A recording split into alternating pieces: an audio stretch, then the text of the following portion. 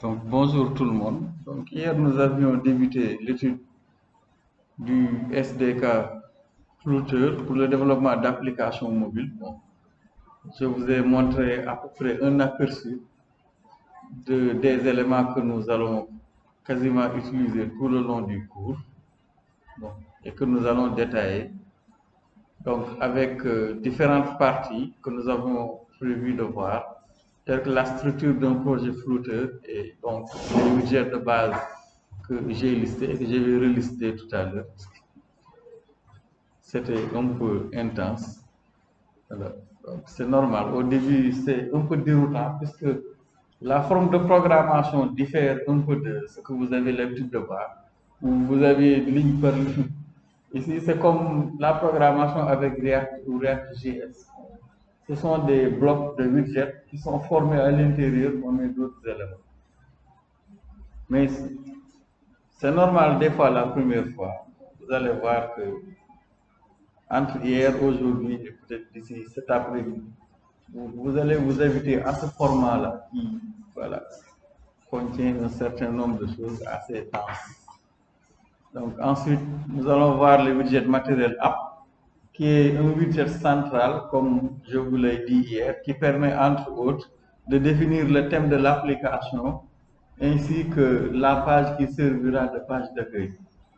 Et donc d'accéder aussi donc, par l'intermédiaire de la page d'accueil au scaffold que nous avons vu hier, qui permet d'accéder donc à la barre horizontale qui sert d'entête, au corps de la page, le body, et à la barre horizontale qui servira de barre de page. Donc, nous avons prévu ensuite de voir les notions liées au layout, puisque là, bon, nous dessinons des interfaces graphiques comme dans Java, comme partout. On utilise un système de conteneurs. Les conteneurs, ce sont des éléments que vous n'allez pas voir, mais qui vont servir à contenir des éléments. C'est comme le tableau. Le tableau est un conteneur qui contient voilà, des écritures et qui, par défaut, sont rangées horizontalement ou verticalement selon celui qui écrit. Donc ici, nous verrons les conteneurs tels que center, tels que stack, tels que row, tels que column. Chaque conteneur, bon, c'est pas ce que l'on voit, mais il est là et permet de contenir les éléments en les rangeant d'une manière bien spécifique. Donc vous avez aperçu hier une utilisation du conteneur center qui permettait de centrer les éléments, du conteneur aussi column qui permettait d'afficher les éléments en colonne. Ok. Ensuite, une autre partie sur l'interactivité, comment faire réagir ou gérer les événements quand on appuie sur un bouton, etc. La navigation, comment aller de page en page, comment aller de page en page ou de fenêtre à fenêtre de l'application mobile en transportant des données, etc. Ensuite, comment personnaliser le thème, puis les widgets de défilement, parce que l'écran a une hauteur assez limitée. Et à un moment donné, on a besoin d'utiliser le curseur pour défiler. C'est ce qu'on appelle les widgets de défilement. Alors, ou bien on a un petit espace dans lequel on met beaucoup d'éléments. Et là, on met donc un scroll view. Voilà, quelque chose qui permet de défiler. Ensuite, la saisie de texte, bon, qui passe par les formulaires, par les zones de saisie de texte, comme les inputs de texte. Et voilà. Donc, c'est ce que nous prévoyons de faire dans cette partie, après 8 parties. Donc, Flutter et Dart, donc, on en a parlé largement dans les premiers chapitres. Flutter est un langage de développement d'applications front-end multiplateforme proposé par Google depuis 2017 et qui utilise le langage de programmation orienté objet Dart. Quand vous utilisez Flutter et Dart, vous pouvez à la fois écrire un seul code et avoir une application desktop mobile web. Voilà. Et ce qui vraiment permet de gagner du temps. Parce qu'en temps normal, normalement, il faut écrire la version desktop, écrire la version web, écrire la version mobile. Et même dans la version mobile, il faut écrire la version iPhone, écrire la version l'autre là, Android, etc. Donc, c'est pourquoi ces langages et ces technologies multiplateformes connaissent un grand succès. Il y a React de l'autre côté, il y en a d'autres. Voilà. Donc, comme nous l'avons vu dans la première partie aussi, il n'existe pas d'interopérabilité entre les langages de programmation natifs. Ce qui fait que quand on a un langage qui permet d'écrire un seul code et de pouvoir obtenir l'application équivalente dans toutes les plateformes, cela connaît un grand succès. C'est qu'actuellement, bon, en termes de développement, React, Flutter, Ionic, bon, etc., connaissent un succès fulgurant. Donc, pour la structure d'un projet Flutter, nous l'avons vu, puisque nous avons créé un projet Flutter hier. Donc, si vous regardez le projet qui vous est généré, il y a deux répertoires qui peut-être sautent à l'œil, c'est le répertoire Android et le répertoire iOS. Donc, là, nous utilisons une approche multiplateforme qui utilise un langage natif, Dart ici. Donc, le code que nous allons écrire ici, dans, par exemple, main.dart, qui est situé dans lib, donc, sera utilisé pour générer automatiquement avec l'AOT, donc la compilation anticipée, etc., pour générer automatiquement le code équivalent dans un dossier Android et le code équivalent pour une application iOS dans le dossier iOS. Voilà.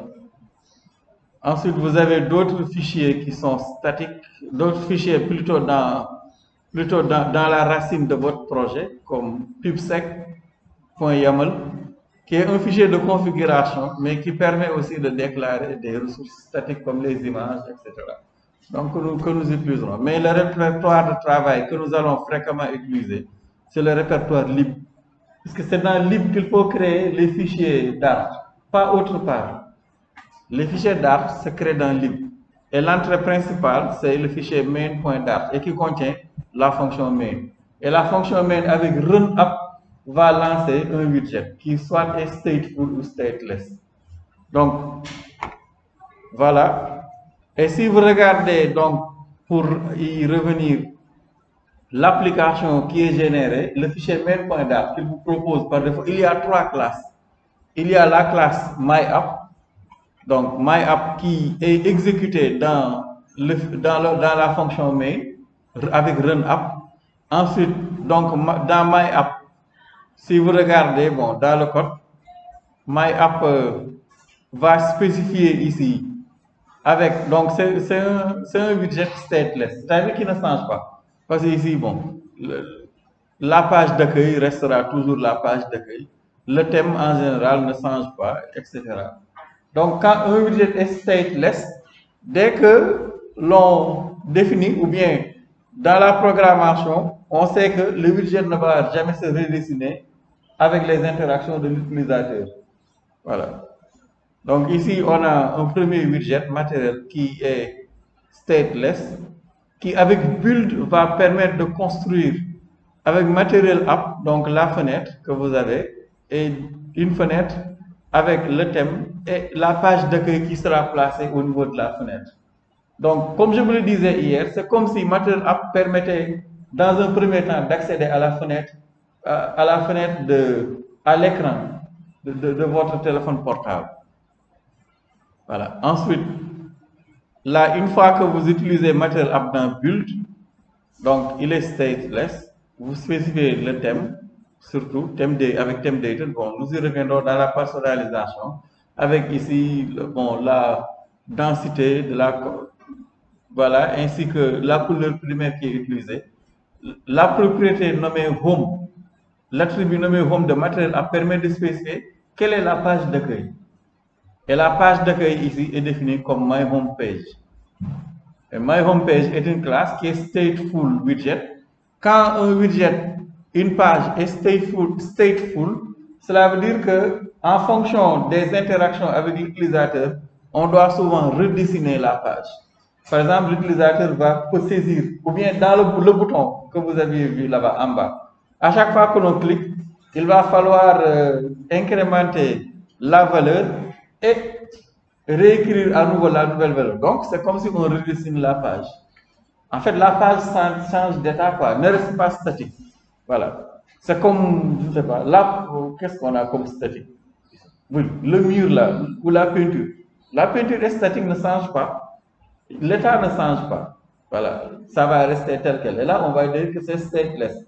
Mais à chaque fois, par exemple, la porte change d'état. La porte est soit ouverte ou fermée, en fonction donc des états. Donc là, il y a un changement d'état, c'est pourquoi on dit que c'est stateful, en fonction des interactions avec l'utilisateur. Mais par exemple, quelle que soit l'interaction que vous avez souvent avec le mur, bon, le mur reste le mur, à moins que vous ne le faites tomber. Mais ici, le plus important aussi, c'est que l'application par défaut vous montre un peu la structure normale d'une application pour que normalement vous avez votre fonction main. La fonction main souvent va faire appel à un budget stateless qui va permettre d'accéder avec build de construire la forme de base de la fenêtre avec method app pour définir le texte et la page d'accueil. Puisque la page d'accueil peut contenir des boutons, des inputs, la page d'accueil est souvent stateful. Et ça, c'est une structuration. Je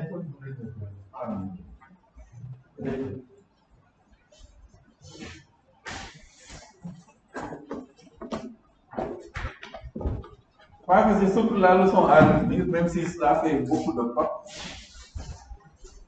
Mais il faut retenir que cette structuration est la structuration normale. C'est pourquoi on vous la propose comme, voilà, comme base, mais vous pouvez aussi faire autre chose. Donc, vous avez votre fonction main, donc void main, voilà, qui avec run up va permettre d'exécuter donc une page, par exemple homepage, ou bien atterrir, vous l'appelez comme vous voulez, homepage. Voilà, et homepage est souvent donc stateless, c'est-à-dire ne change pas d'état. Voilà. Donc, je pense que c'est homepage, ou MyApp plutôt, l'application. Bon, vous pouvez l'appeler autrement. Voilà. Et ensuite, donc, vous avez donc une classe, la classe MyApp, souvent, voilà, qui est stateless extends. Donc, stateless reject. Stateless.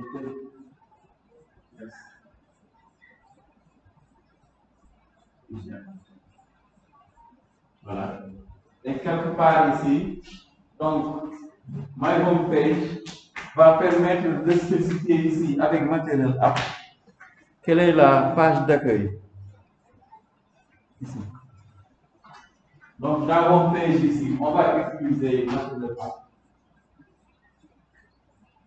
Maintenant, les classes là peuvent être dans différents fichiers. Material App. Voilà. Et Material App va vous permettre entre autres d'accéder à tout. Et Home va vous permettre de spécifier la page de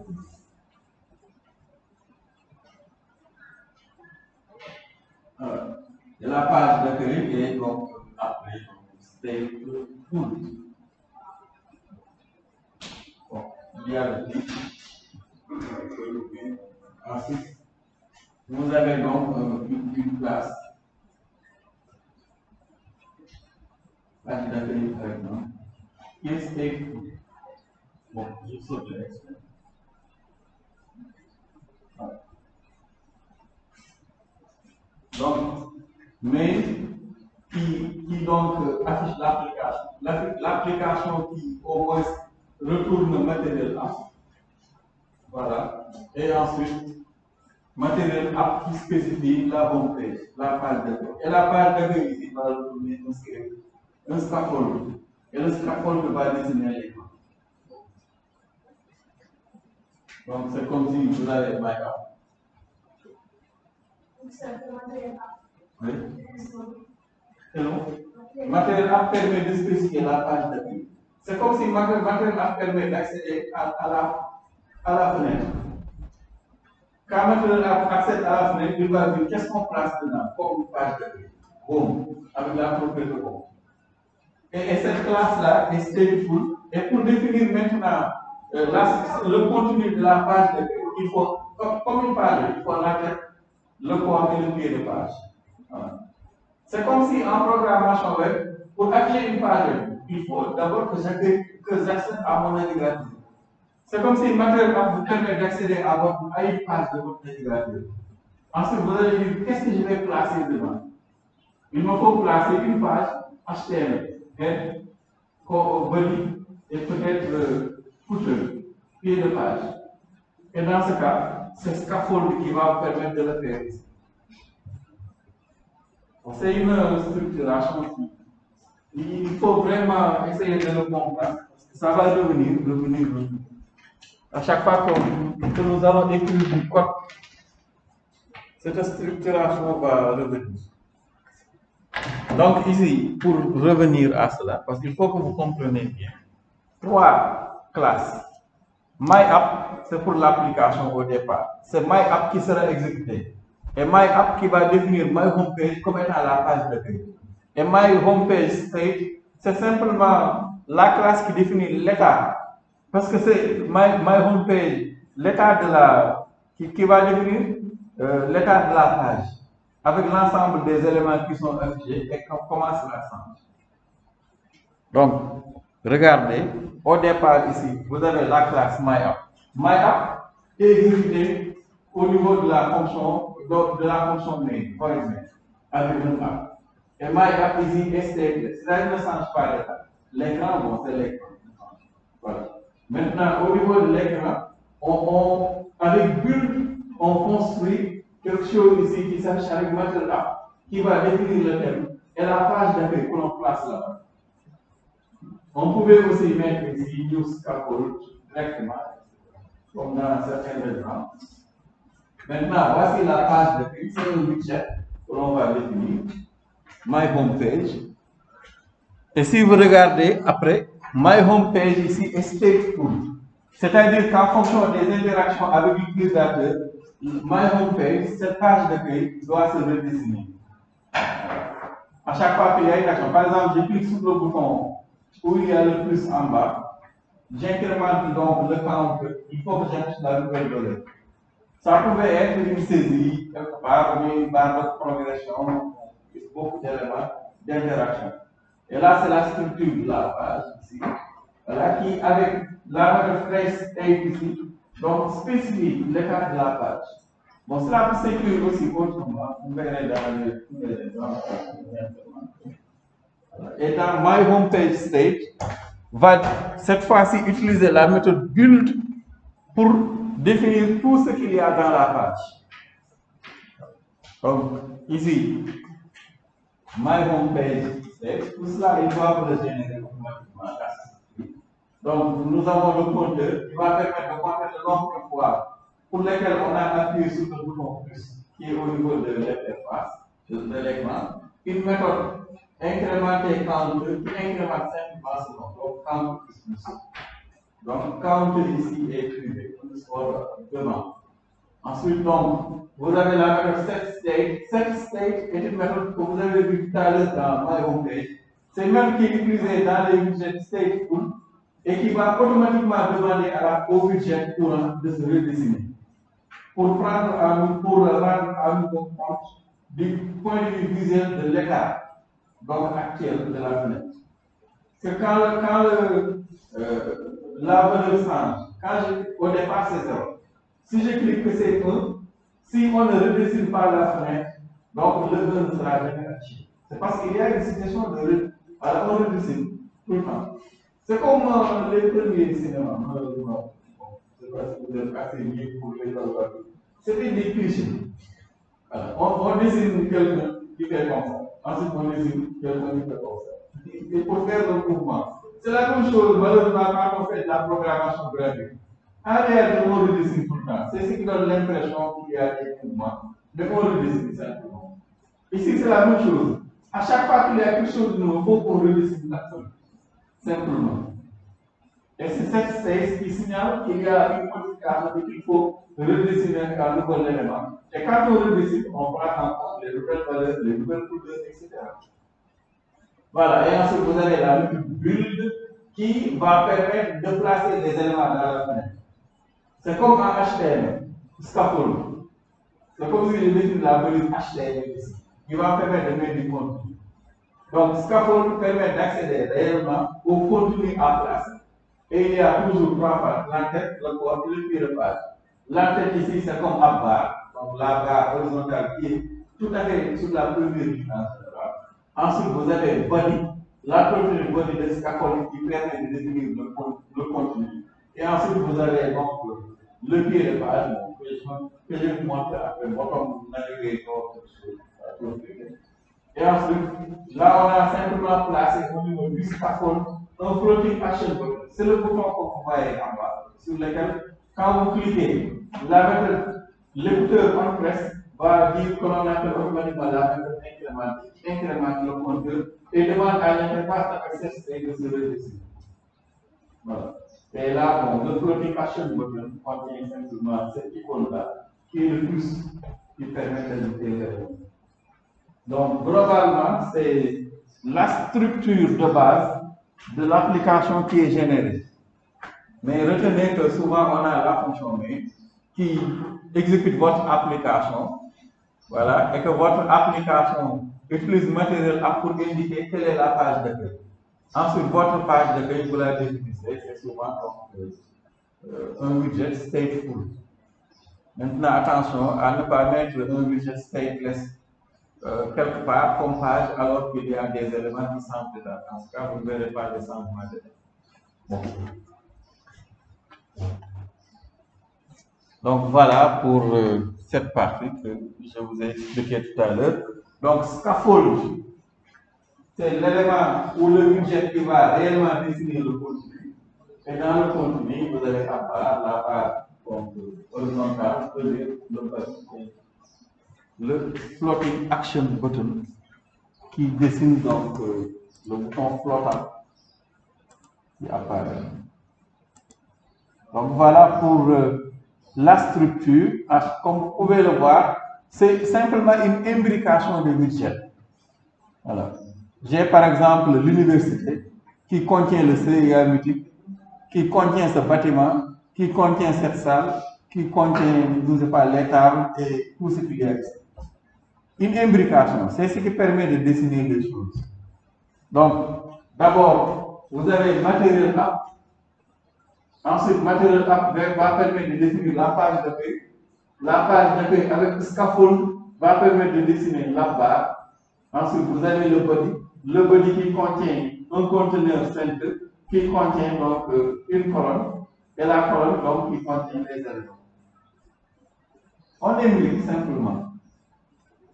C'est ce qui donne ceci. Donc, si vous voyez les parenthèses courantes, parenthèses fermantes, on met des éléments dedans. Dans un élément, on met d'autres éléments. Voilà, ce qui permet donc de dessiner la fenêtre. Voilà, donc nous avions aussi hier implémenté cette application, cet exemple plutôt qui affiche le haut, comme je vous le disais, regardez ici, la fonction main exécute Hello World App.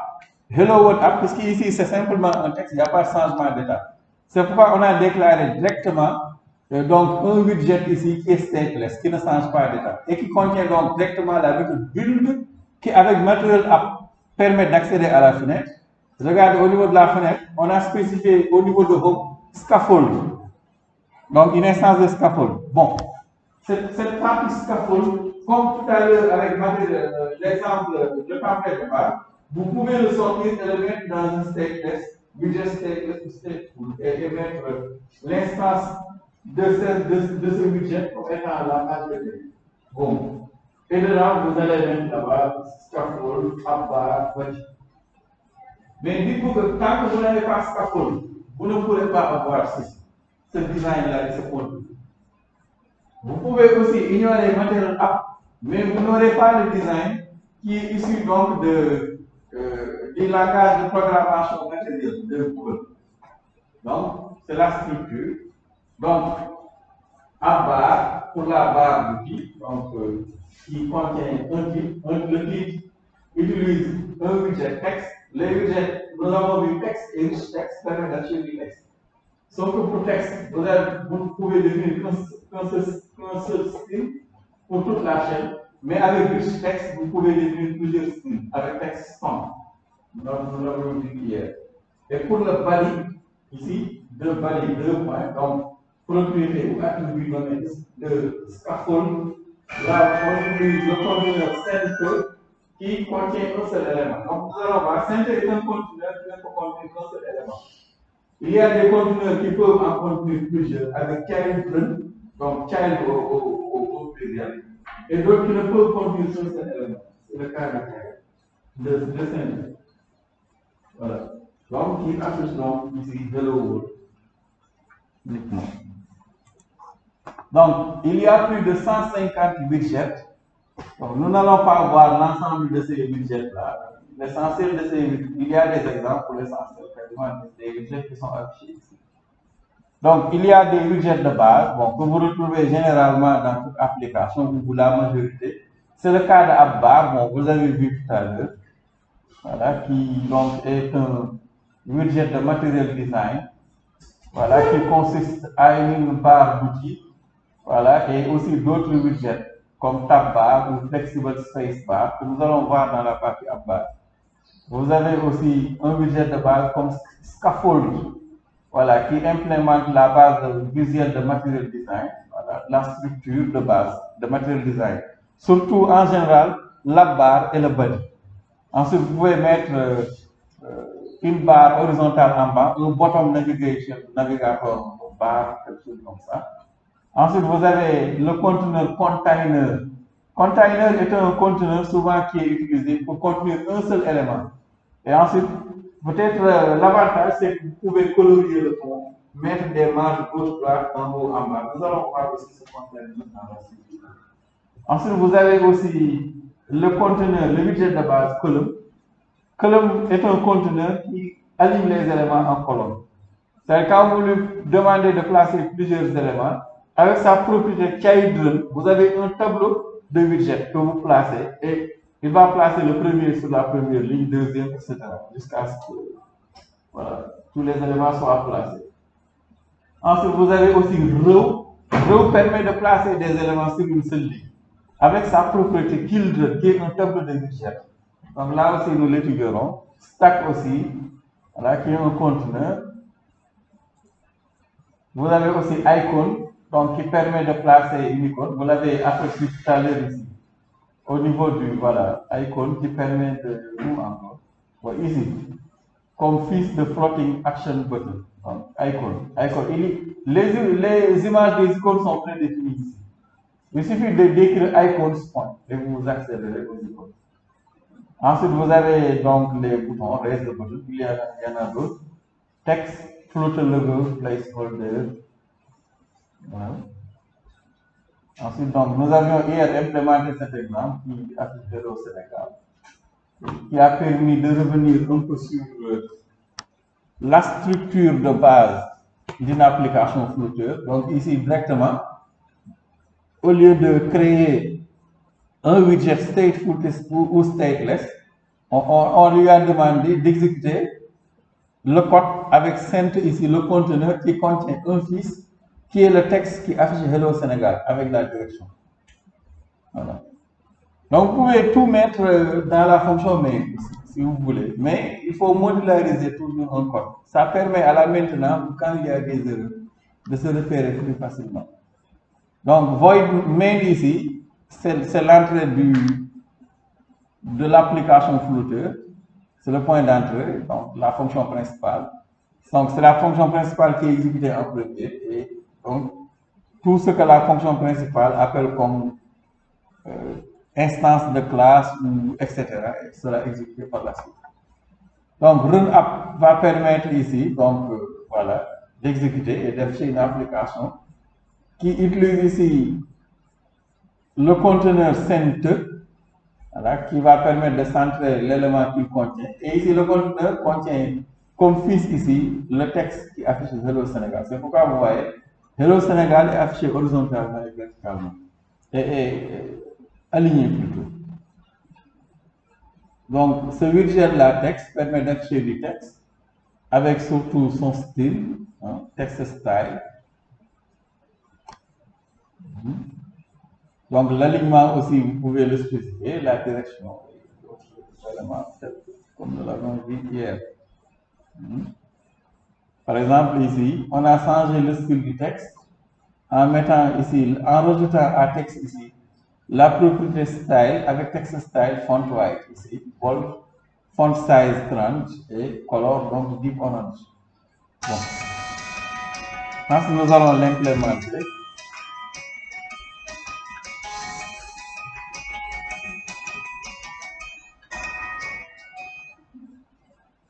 allô? Oui, bonjour.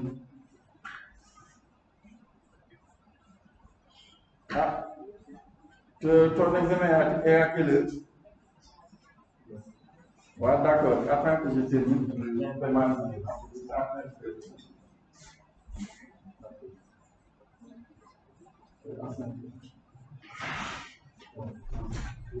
Vous l'avez certainement déjà implémenté. Pas des autres. Essayez d'implémenter cet exemple.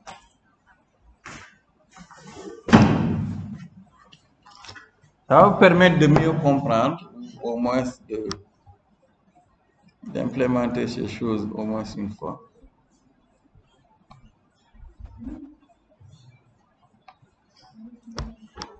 Donc, vous pouvez aussi, bon, créer, par exemple, je vais créer, pour ne pas effacer tout le temps le code, je vais créer un fichier Dart externe que je vais utiliser. Voilà. Donc, j'enlève cette partie. Voilà. Donc, je vais créer un fichier Dart que je vais appeler exemple 1. Donc, je le copie. Et ici, dans lib, je crée. Donc, vous faites clic bouton droit. Donc ça va vous permettre de conserver les exemples. Sinon, à la longue, vous allez vous retrouver avec un fichier très désordonné et très long. Donc, voilà, je l'appelle exemple 1.dart.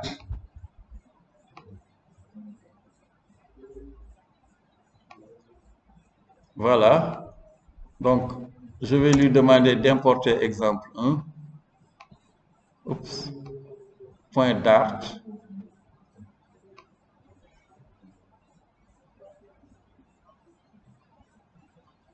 Ah oui, je n'ai pas encore créé la classe. Donc, ici, stateless ou stateless, si vous voulez. Donc, exemple 1.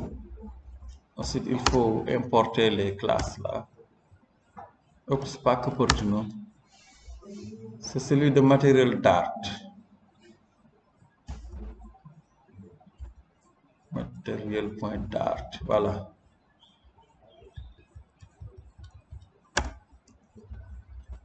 Simplement. Comme cela, je vais l'utiliser. Voilà, il faut importer la classe. Comme ça, je vais pouvoir conserver ma fonction main à part. Et pour chaque exemple, je vais créer donc, voilà, simplement ce qui va permettre de simplifier le code. Donc ici, il vous génère donc là le build. Qu'est-ce qu'on a après? Donc, hello, Moussa, how are you? Donc ici, il faut voir, comme je vous l'ai expliqué, que pour... il faut que je vais utiliser Material App ici. Sinon, je vais avoir des... Donc ici, Material App ou New Material App.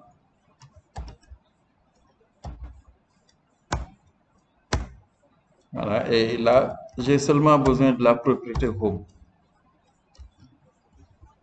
Voilà, comme ça, je vais pouvoir utiliser le style de Material Design pour avoir donc les couleurs et tout le reste. Donc, comme ici. Ok. Maintenant, là, je retourne un scaffold. Et dans le scaffold me permet donc d'accéder à l'app-bar. App-bar, c'est toujours une instance de app-bar, voilà, avec le titre. Bon, peut-être ici, pour ne pas écrire, vous pouvez directement mettre le titre. Comme cela, il va vous proposer de le corriger, le code, et va ainsi donc vous mettre le texte. Donc, par exemple, bon, je mets ici exemple 1. Bon, il le souligne, c'est pas grave. Vous cliquez là, il va vous proposer une solution. Ici, la lampe.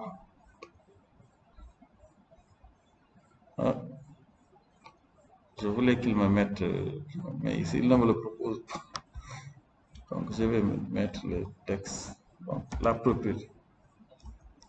Donc, app bar, title, le texte directement. Oui, c'est ça que je voulais faire. Donc, wrap in text. Il y a aussi d'autres propriétés de app bar que nous allons voir tout à l'heure. Bon, vous pouvez formater le code. Clic bouton droit. Reformat with Dart.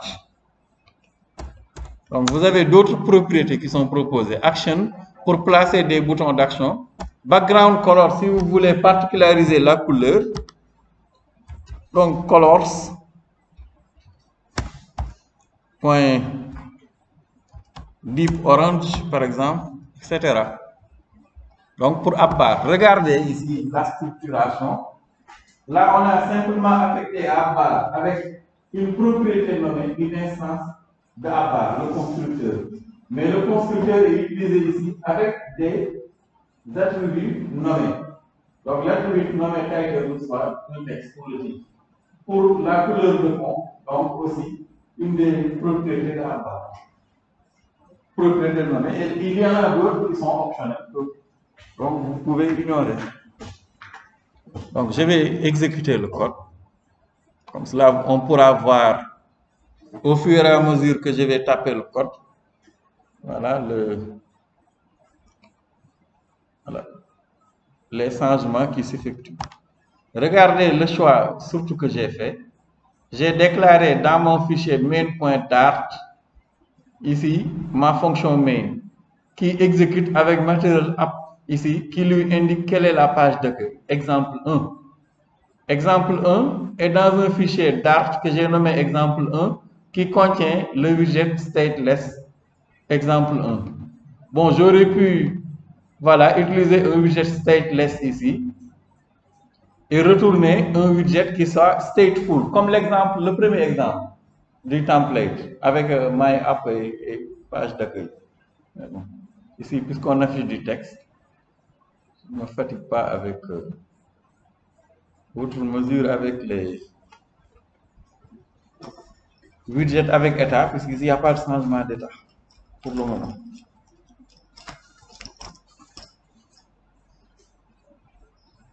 Bon, je change le code de temps en temps pour permettre aussi d'avoir autre chose que ce qu'il y a dans le support.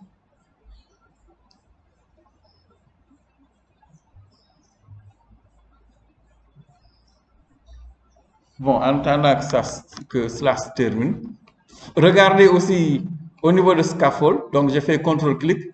Voici les éléments que nous avons avec les attributs optionnels de scaffold. Regardez, vous avez app bar, le body que nous avons vu tout à l'heure, floating action button, c'est le bouton flottant dans la fenêtre en bas.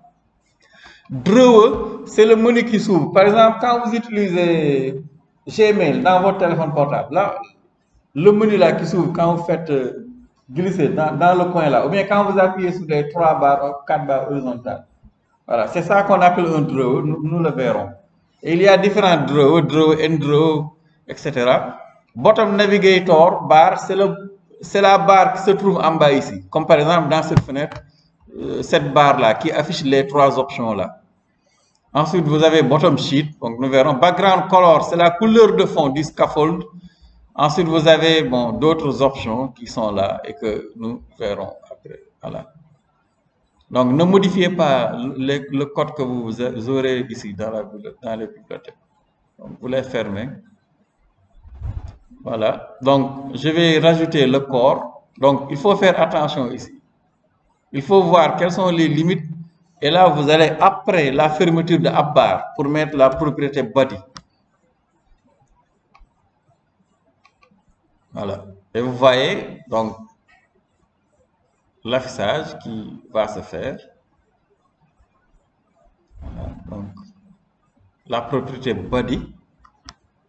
Donc, il est en train d'installer. Voilà, vous voyez, puisque pour le moment, je lui ai demandé de mettre qu'une barre, que la barre horizontale, avec la couleur de fond rouge, et comme titre, exemple 1, il le met. Donc, dans le corps, il n'y a rien du tout pour le moment. Maintenant, pour dessiner le corps, souvent on encapsule les éléments dans un conteneur. Oui. Les 3 points où? Ah non, ça c'est au niveau du téléphone. Mais au niveau de votre application, vous pouvez mettre un bottom navigation bar. Ça, ce sont les 3 boutons du téléphone. Ça, c'est le téléphone. C'est comme, voilà, voilà, au niveau de chaque, voilà, c'est les 3 points là. Ça appartient au téléphone. Maintenant, au niveau de votre application, vous pouvez mettre un bottom navigation bar. Et ça, nous verrons après, avec Scaffold. Donc, le body ici, le corps, pour le moment, je vais uniquement colorier, mettre une couleur. Donc, child ici, bon. Ou bien je vais mettre, bon, je ne voulais pas. Bon, mais on laisse comme ça, jusqu'à ce que l'on voit container. Hein. Donc, là, je vais accéder au corps de la page. Bon. Il a toujours donc center ici, pour le conteneur center, il y a toujours la propriété child qui permet de spécifier quel est l'élément à placer dans le conteneur child. Et maintenant, s'il s'agit de plusieurs éléments, on utilise des conteneurs encore comme fils, row ou column. S'il s'agit d'un seul élément, vous le placez comme par exemple un texte. Donc vous mettez texte ici. Ensuite, la chaîne de caractères du texte. Par exemple, bonjour depuis le CA mythique, par exemple. Et quand je sauvegarde, donc, quel est le problème? Qu'est-ce que ah, voilà.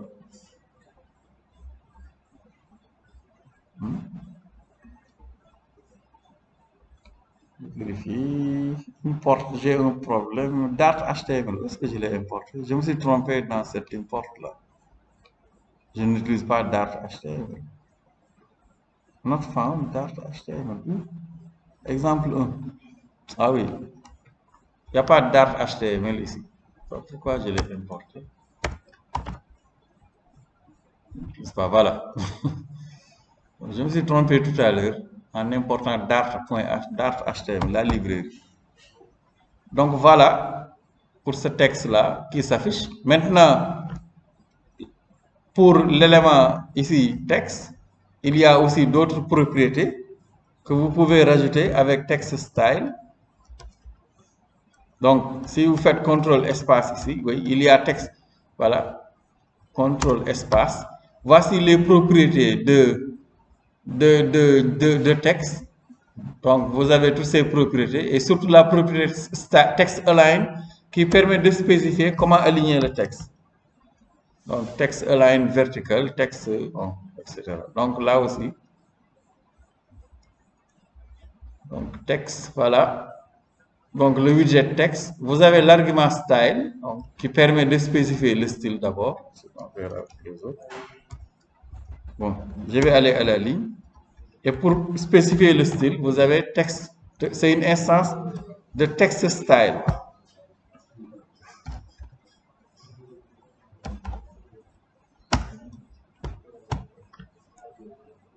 Voilà.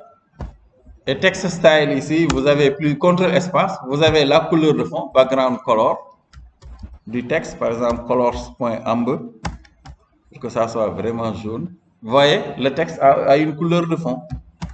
CTRL espace, vous avez aussi les autres propriétés. Font size, par exemple 70. Voilà, et vous avez donc, voilà, Ensuite, vous avez d'autres propriétés. Contrôle espace, donc decoration que nous allons voir font family pour une autre famille de fonds. Font white pour le mettre en gras. Comment on met en gras encore? Je pense que c'est font white, point bold. Hein?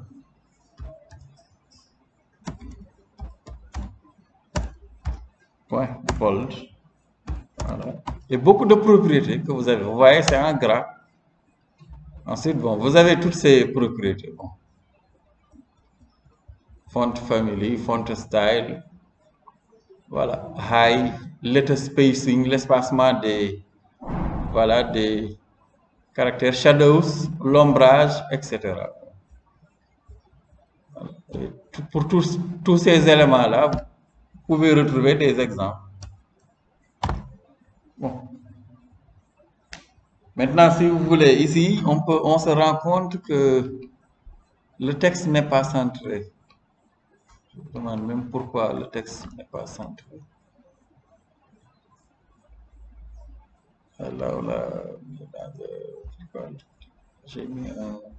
Ok. Bon. On formate. Center. Bon. Text align.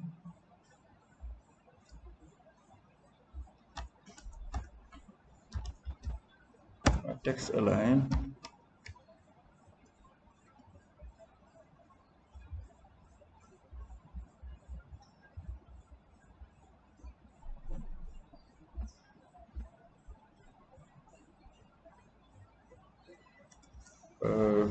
Comment centre encore.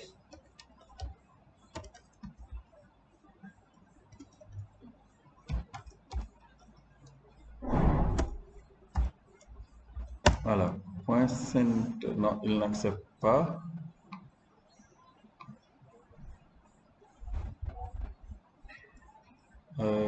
J'ai oublié comment utiliser text align. Bon, je vais regarder dans la documentation. Donc, text align et le type text align. Text align, ah ok. Donc, directement text align point center. Bon, il n'est pas facile de retenir toutes les fonctions et autres. Text align.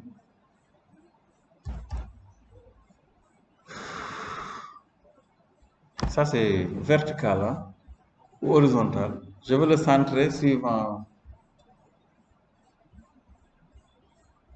text align. Vertical center, je pense. Hein. Vertical, bon. Vertical center. Mais il me le souligne, je ne sais pas pourquoi. Il dit flip. Bon. Attendez, je vais regarder ici. Bon, je ne veux pas le mettre dans un conteneur. Donc, footer. Text align. Text align. Text align. Text align. Property.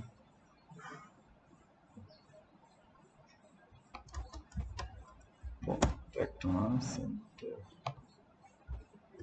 Bon, sinon, il suffit de l'encapsuler dans un conteneur. Text align point center. Bon, je pense directement.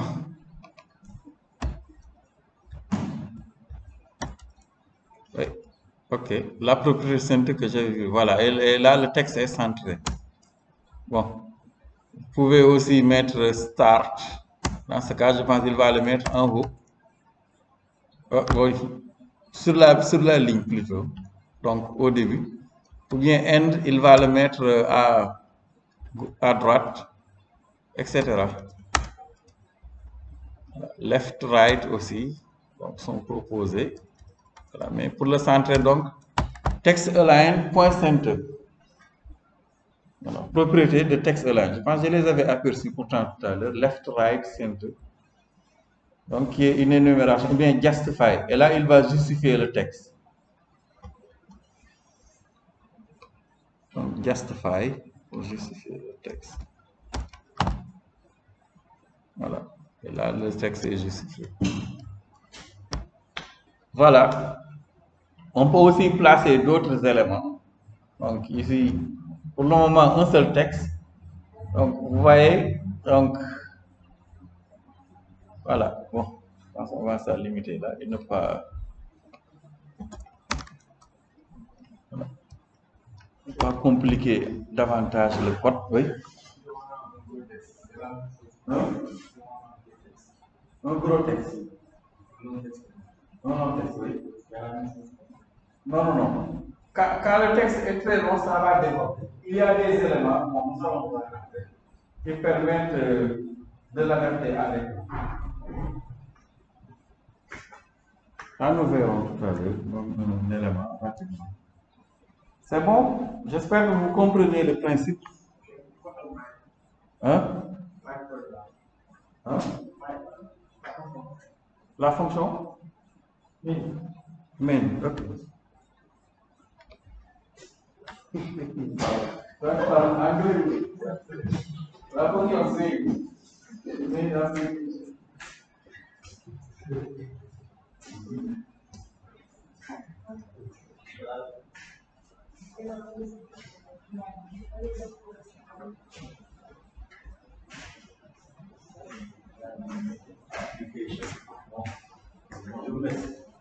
Regardez, vous pouvez appuyer en attendant, je vais corriger.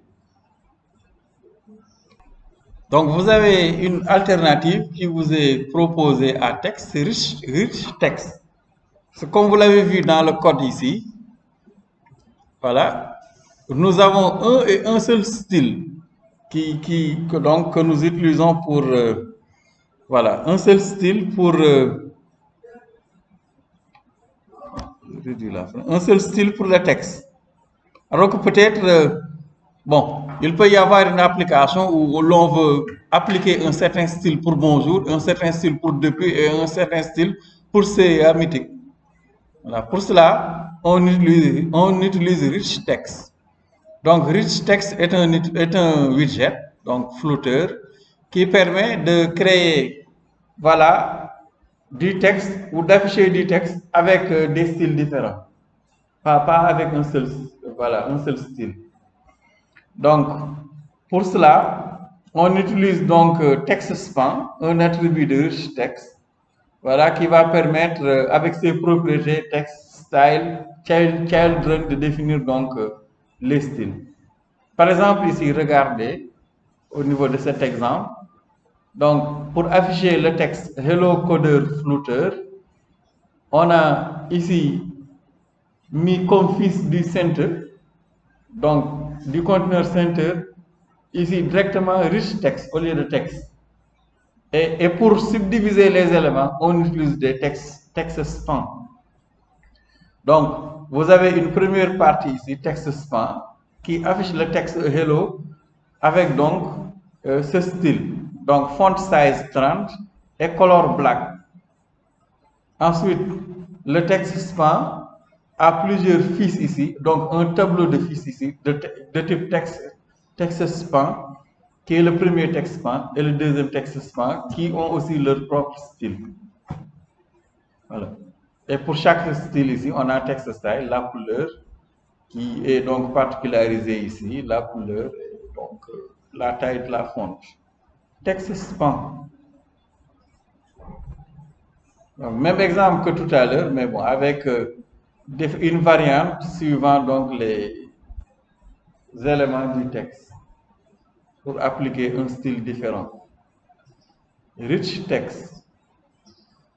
Donc, ici, pour sa propriété, le texte qui est affiché, texte span, ensuite un premier texte hello et son style, ensuite un deuxième texte codeur avec son style, et une troisième chaîne de caractères flutter avec son style.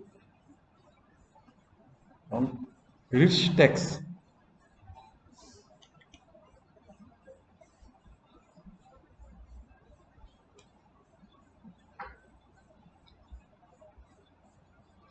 Voilà donc pour cette partie. Et donc dans la partie suivante, nous allons donc voir le widget matériel app que nous avons vu tout à l'heure.